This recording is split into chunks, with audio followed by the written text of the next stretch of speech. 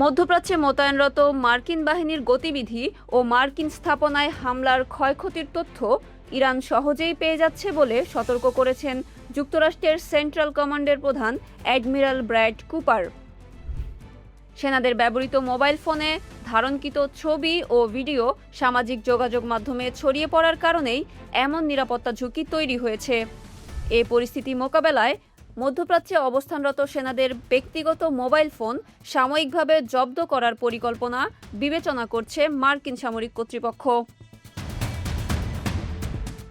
রয়টার্সের প্রতিবেদনে জানা যায়, সেন্টকম প্রধান অ্যাডমিরাল ব্র্যাড কুপার সেনা সদস্যদের পাঠানো এক চিঠিতে উল্লেখ করেন, সংবাদ মাধ্যমের প্রতিবেদন এবং সেনাদের তোলা ছবি ও ভিডিও থেকে ইরান প্রায় তাৎক্ষণিকভাবে তাদের হামলার কার্যকারিতা সম্পর্কে স্পষ্ট ধারণা পেয়ে যাচ্ছে।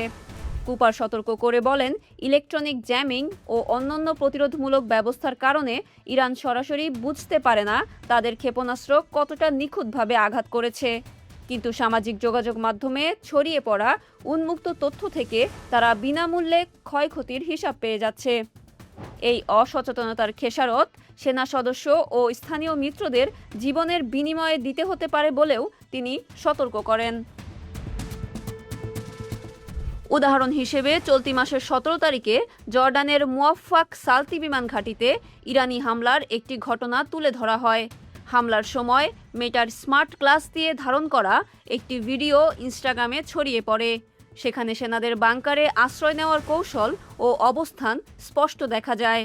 কুপার উল্লেখ করেন, এ ধরনের সুনির্দিষ্ট তথ্য পেয়ে শত্রুপক্ষ পরবর্তী সময়ে আরও ভয়াবহ ও নিখুঁত হামলার পরিকল্পনা সাজাতে পারে। নিরাপত্তা নিশ্চিত করতে জর্ডান সহ পুরো মধ্যপ্রাচ্যে মোতায়েন থাকা হাজার হাজার মার্কিন সেনার মোবাইল নিয়ন্ত্রণের প্রক্রিয়া বিবেচনা করা হচ্ছে। বিষয়টি কার্যকর হলে পরিবার থেকে বিচ্ছিন্ন থাকার পাশাপাশি সেনাদের দৈনন্দিন জীবনযাত্রায় বড় পরিবর্তন আসবে। সেন্টকমের মুখপাত্র ক্যাপ্টেন তিমোথি হকিংস অবশ্য বিষয়টিকে অপারেশনাল নিরাপত্তা জোরদারের এক সাধারণ স্মারক হিসেবে অভিহিত করেছেন। উল্লেখ্য, গত 28 ফেব্রুয়ারি শুরু হওয়া ইরান যুক্তরাষ্ট্র সংঘাতের পর থেকে এখন পর্যন্ত অন্তত 18 জন মার্কিন সেনা নিহত এবং 600 জনেরও বেশি আহত হয়েছেন।